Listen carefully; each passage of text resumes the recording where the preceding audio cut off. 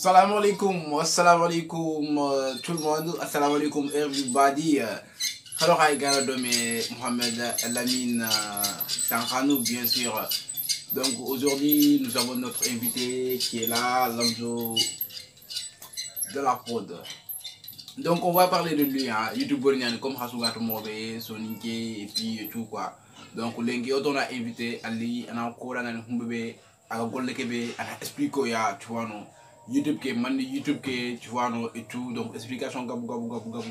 On contacte nous donc Anisu konoranga quoi amoya donc Igo anakamo. Salam salam mec, encore comme sinon tranquille, comme zen, ça vous quoi. What's up guy, wagwan. Alors hi Garadome, Lamzoniani aka Mieze de Riva, aka message de Mieze, la tiero mucho. Voilà guys, Ouswana Mugudome, Atilam Zoniani, aka Mieze de Riva, aka la tiero mucho. Donc on va commencer par qu'il se présente à Montréal. Donc c'est le bébé Gani Lamzo, comme ce revenu Gataru quoi. À Montréal. Yo, Abaka Kandebe, Atoro Sobe Sobe et tout. Donc voilà, on a quoi. Bon, c'est facile hein. Bon, voilà, présentation que je sais bien que à suivre tout, Lamzoniani, Mieze de Riva, comme Hasugat Morve, la tiero mucho, à Montréal, from Bungo City Gang Gang. Et voilà, from Sonikra en global à Montréal, tu vois, donc c'est ça quoi. Donc Kenya ni ngabaka bundo et il devait que gâter en Kouchakase, tu vois, donc Kouchakase Kenya ni et puis fier de l'être quoi, gars. Montréal wagwan.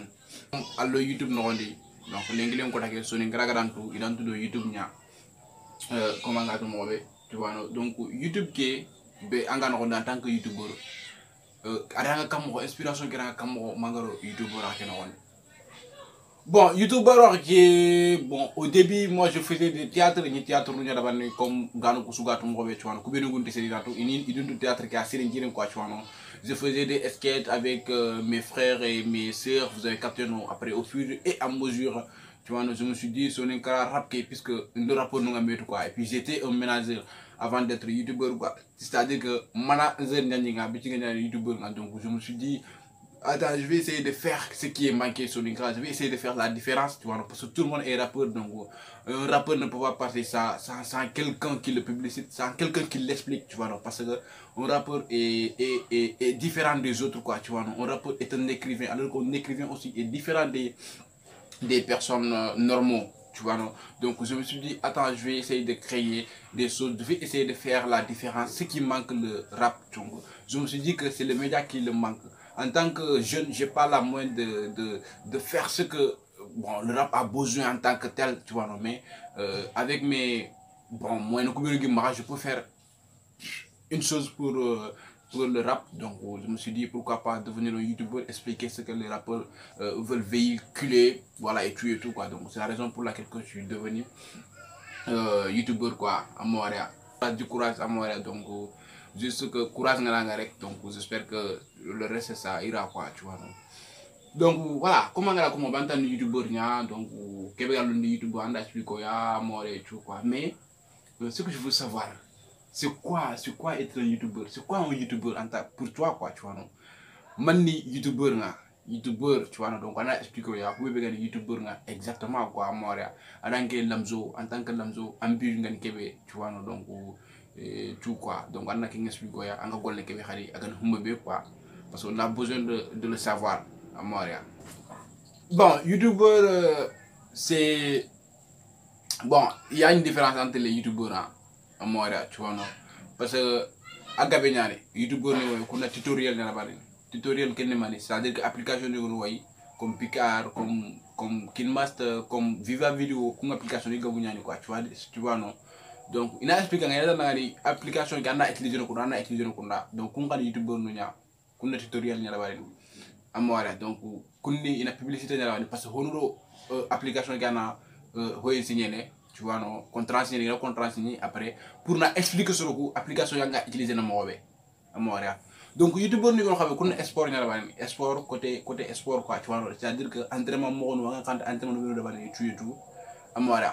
Donc YouTubeur ni ko xamé ku nga c'est-à-dire que gabe ñal ku nga ini ho ñala bani, c'est-à-dire que ini ina avant ñala bani à travers YouTube, c'est-à-dire que commerce no ñali à Montréal. Donc ku commerce no ngani ya ina ho ñako ndamini trop ngali il marchandise nous et tout, donc il a commencé à travers YouTube et puis il a publié aussi à travers YouTube, donc nous youtubeur tu vois non. Mais au coup je vais m'expliquer. Au coup youtubeur n'a pas la zone youtubeur c'est vrai, youtubeur en même temps le chroniqueur, en même temps le réactionnaire ou pas, je sais pas trop hein. Donc c'est ça, c'est-à-dire que an youtubeur le fait que nga vidéo ko mais sax nga am pay golin an youtubeur parce que am pay golin youtubeur tu vois non, donc non nga youtubeur nga donc youtubeur ko comme la ko xamé différence ni ordinara youtubeur ken général en général na globalisé net youtubeur mais youtubeur su ko dadi xoana gala bari ni donc ko ko point ke be bari ni ken réaction adu chronique tu vois adu critique plutôt donc and réaction adu critique do chronique kunyani oku jokke kunyano ku golle amara donc réaction ngana réaction mu nobe ça veut dire que anga homu anga réagir mobe ngela exactement ke lamine direct namaka tu vois donc a réagir na réaction go nyina nga quoi tu vois donc il gena nga réaction ça veut dire que kenga anani me anya réagir ni donc c'est ça c'est ça qu'on fait par rapport les rapports ça veut dire que rapport inda somba exactement lo son que tenga ko réaction da wari donc ça c'est personnel donc je vois des rapports qui disent que non, c'est pas normal. Donc rapports ils sont expliqués parce qu'ils n'ont pas compris. Ce n'est pas rapport ils ne savent pas. Tu vois non. Donc s'ils m'attaquent, moi je m'en bats les couilles. Il y a des rapports qui m'attaquent, mais moi je m'en bats les couilles quoi. T'as capté non? Parce que pour moi, bon, ils ne savent pas quoi. Donc celui qui ne sait pas, il ne faut pas se voilà quoi parce que lui il ne connaît pas donc c'est ça aucune réaction d'abandé en tout cas personnellement n'a pas réaction d'abandé quoi donc on a une réaction chronique chronique c'est-à-dire que histoire c'est comme une histoire à expliquer. Ce rap a été ceci, négocié en 1925 et tout, à 2006, 2004, 2008, Simon de Kébari, tu vois, donc, il dit qu'il y a une chronique, tu vois, non, empire à chronique. Vous avez capté, non? Donc, c'est ça. Rarement je le fais, mais rarement que je le fais, quoi. Tu vois, constat, on peut dire constat, tu vois, ce que tu as constaté, chronique, quoi. Vous avez capté, non? Donc, quelle chronique, donc, quel pas. On a plus de globaliser quoi pour voilà quoi tu vois non donc on a des critique qui asuat c'est à dire que qui rapport donc rapport qui franchement c'est quelque chose qui ne te plaît pas tu vois non donc tu viens pour lui dire que ce que tu as fait là c'est pas normal tu vois non donc toi tu le critiques en même temps tu le conseilles tu vois non. On critique aussi. Une critique ou une critique, je m'en bats les couilles. Mais critique, ça peut être positif comme ça peut être négatif. Allah c'est une critique positivement, Allah c'est une critique négativement. Tu vois, donc c'est ça en grosso modo.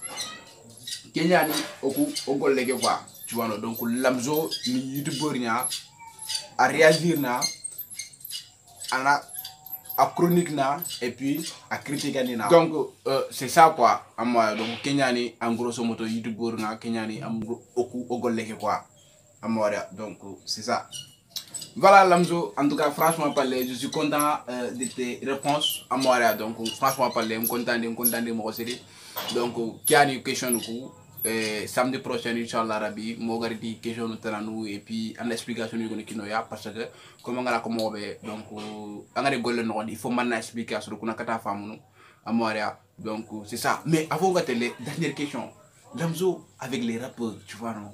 Parce que on a un rapport, la zone qui rapport à partir, la zone qui rapport à partir. Donc il faut man éclaircissement li, éclaircissement le nom quoi tu vois. Est-ce que la zone rapport nyama spécialement aga karanga wala aga publicité wala aga demande quoi tu vois. King côté il faut man expliquer ya. On a pas me tirer quoi à Montréal, tu vois non. Donc c'est ouais, bon. C'est vrai hein. C'est vrai. Donc c'est pas un peu c'est pas un truc qui est compliqué quoi tu vois non parce que anga to kinni c'est le soir anga de golle be no ni donc il faut magal ko na hoylita ina problème lita katina kondo quoi tu vois non donc c'est logique hein c'est évident aussi donc moi je ne calcule pas parce que ndagama à la fin ni manyam le sax no rapport gas communiquer tu vois non rapport non communiquer je le voulais pas quoi tu vois non parce que pour moi c'est la meilleure chose parce que un rapport on a communiqué mais ça il a été peut-être un rapport fonctionne YouTube tout quoi tu vois. Moi je m'en bats les couilles de tous les rappeurs. Je m'en bats les couilles quoi tu vois. C'est-à-dire que quand je vous dis que je m'en bats les couilles de tous les rapports, c'est-à-dire que quel rapport doit sonner cra, quel rapport doit sonner rap tu vois. Quand ni kata lamzo dans la boy lamzo xolal ni influence quoi, no hokuri ni nga malé humbe ko na tu vois non. Donc ngara hosuko c'est-à-dire que c'est mon propre gré. Ngara hosuko xolal li ngi mera ngara ko men. Tu vois non. Donc c'est pas un rapport qui vient de nulle part qui me dicte ce que je devais faire quoi. Vous avez capté non, tu vois. Donc no one, tu vois non, no one. So I do what I feel. I feel what I do. Vous avez capté non? You know what I'm saying? Donc je suis pas là à faire des voilà quoi, tu vois non. Donc gars, c'est ça s'il vous plaît hein. Et utilisez vos mains, tu vois, use your mind, my man, tu vois, utilisez vos mains, utilisez vos esprits, les gars, quoi, tu vois, donc, c'est ça, Lamzoniani, et Mieze de Riva, Antara Sanko, message de Mieze, la Tchero, Mucho, Gai, Owarini, bon, à samedi, le samedi prochain, la samedi ou le samedi prochain, à moi, là ou là, allez pour nous, Gai. Donc c'est ça et Lamine donc voilà quoi ay kundu ñaari xalo xay gani domé ha Lamzo ado Lamine aka sa majesté gars ngani sa majesté quoi tu vois donc amora on vous donne Hervé le samedi prochain amora donc au gal Lamzo question à go répondre à job que comme youtubeur que vous gari et tout ala raso ñap ko war mo be dans 2 ans wala dans 5 ans tu vois ado so ñap kondi tante guerre kan mo fi ne tu vois non donc rapport ko golli mo golli ñam ko wala et tout donc ma Lamzo en tout cas so ngoso ngé chaque samedi vous aurez une émission inchallah rabbi na gira Allah donc Laminani sa majesté amora et Lamzo de la prod donc gars abonné et n'oubliez surtout pas aussi de partager hein. Damn shit.